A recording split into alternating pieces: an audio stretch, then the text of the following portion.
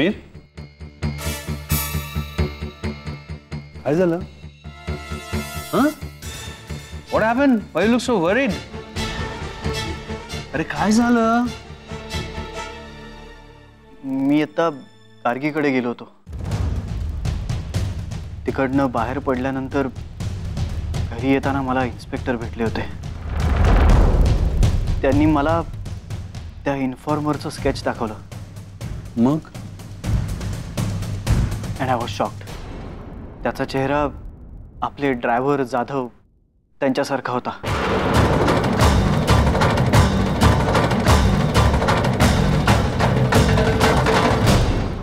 Jadhav?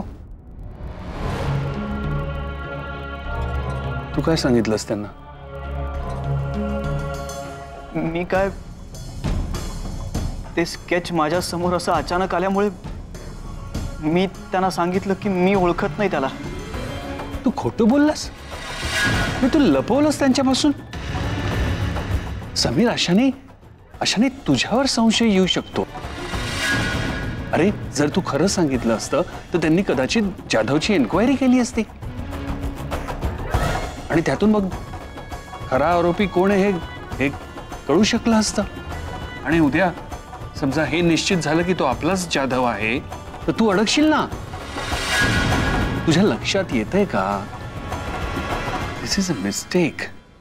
Dad, मी आत्ताच्या आत्ता लगेच परत पोलीस स्टेशनला जातो आणि त्यांना सगळं खरं सांगून टाकतो. वाटल्यास मी खोटं बोलल्याबद्दल त्यांना सॉरी म्हणून येतो. नाही थांब, असलं काही करू नको, कारण तू आत्ता त्यांना जाऊन खरं सांगितलं तर ते तुझ्यावरच संशय घेतील. मग ते ही गोष्ट आपल्यावरती बूमरँग व्हायची.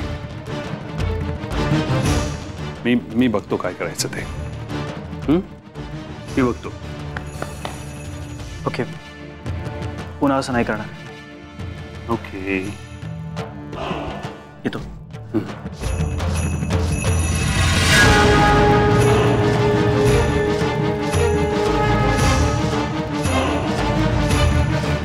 जाधव.